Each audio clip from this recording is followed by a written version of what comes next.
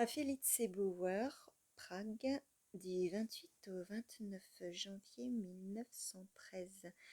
Tu devrais maintenant être ici, ma chérie. Étrange invitation, minuit est passé depuis longtemps. Nous voulions passer une belle soirée tranquille, si tranquille qu'elle finisse même par te sembler inquiétante. Ma pauvre chérie, dis-moi donc ce que cela fait d'être aimée de la sorte. Je ne voulais rien que tenir tes mains et sentir ta présence.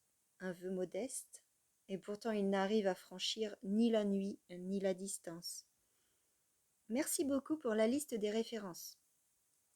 Et ainsi elle n'a pas plu à Neuble, et on ne trouve pas le pied qui pourrait lui donner un bon coup de pied.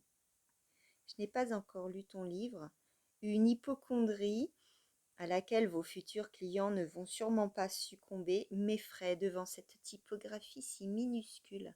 Mais j'ai quand même déjà vu qu'avec mon conseil de relier le parlographe au téléphone, j'en ai été fière des journées entières. J'arrivais trop tard. Ça existe donc déjà, mais on ne peut l'exploiter à grande échelle.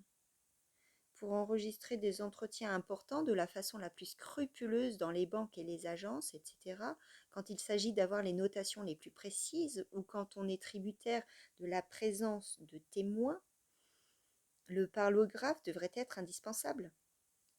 L'un des écouteurs serait confié à l'employé, l'autre serait relié au parlographe et on aurait ainsi obtenu un témoignage irrécusable de la voix même du locuteur.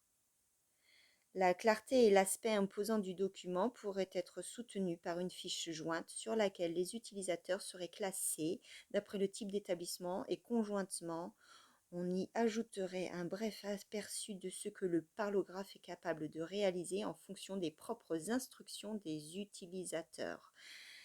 Mais dans l'ensemble, c'est magnifique tel quel, et je ne peux me retenir tant je suis fière de t'embrasser comme un fou à te faire regretter d'avoir établi cette liste.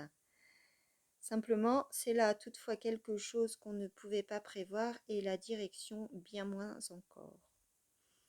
Je voulais t'écrire dès hier combien je suis heureux que tu aies écrit à Sophie.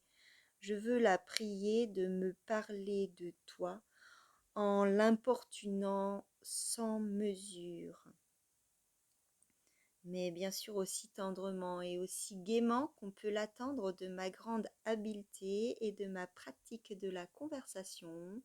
Comment en serait-il autrement?